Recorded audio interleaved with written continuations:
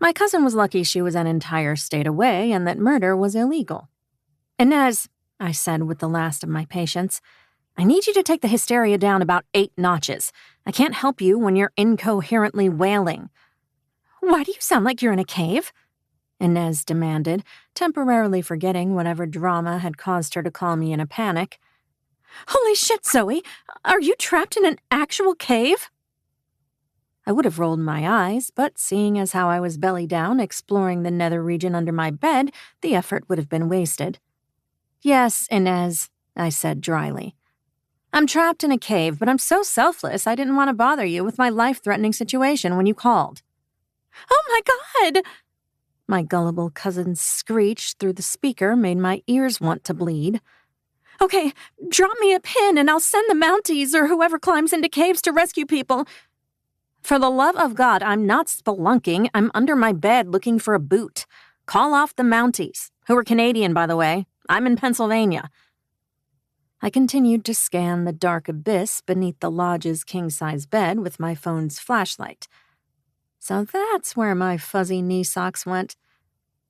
"You sure you're not trapped in a cave about to be eaten by bats?" "Positive." Aha! I spotted the missing Stuart Weitzman boot wedged between the rustic nightstand and bed leg. It cost me a strained neck muscle and a bump on the head to wrestle it free. "Good. So back to me then. Where am I going to live?" We Moody's were a dramatic people. "Here's a thought," I said as I inched my way out from under the bed. "Why don't you keep staying in my apartment? You know, the 1-bedroom, 3rd-floor walk-up that I generously sublet to you while I temporarily moved to teeny Hallmarkville. Are you giving up on your modeling/catering career already?" Inez had moved to Manhattan with dreams of launching a topless catering company, but as she put it, like an artsy topless catering company. The last I'd heard, she was only serving cold past appetizers after an unfortunate incident with hot tomato soup. Out of breath and massaging my sore neck, I threw myself onto the mattress and surveyed the disaster masquerading as my hotel room.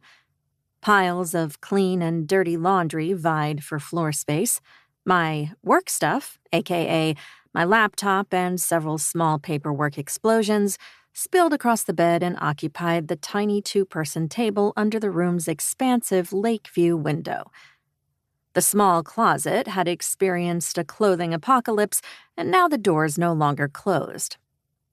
Living and working in a hotel room for an extended period of time wasn't nearly as glamorous as I'd hoped, and even with the generous discount the lodge had given me, it was still expensive as hell, something I was freshly and painfully aware of.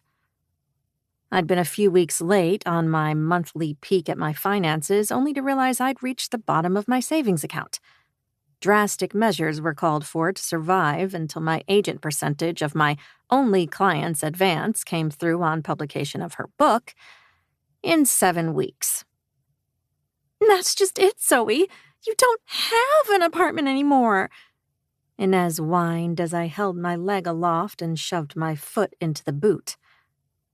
"You didn't accept any edibles from the baker on the 7th floor and gamble my apartment away in the building poker game, did you? I warned you. Madame Renesky is a card shark. She's been banned from 4 casinos in Las Vegas." "What? No, I only lost your Chanel sweater to her."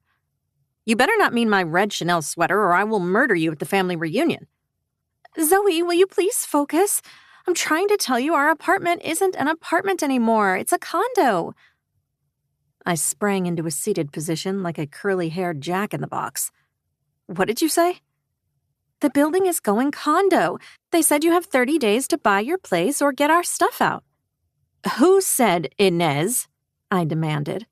"I don't know, Zoey. The people who sent all the notices and spoke at the building meeting a couple weeks ago." I slapped a hand to my forehead. "Why didn't you tell me about this earlier?" "I thought I did. Didn't I?" As someone who had endured being labeled as flighty for most of my life, I'd always found the romance novel industry's label, "too stupid to live," a little harsh, until this moment. "No," I countered. "You told me when that hairy guy you met at Pilates clogged my shower drain, and when you thought you saw the winner of RuPaul's Drag Race buying hot dogs at Quick Stop."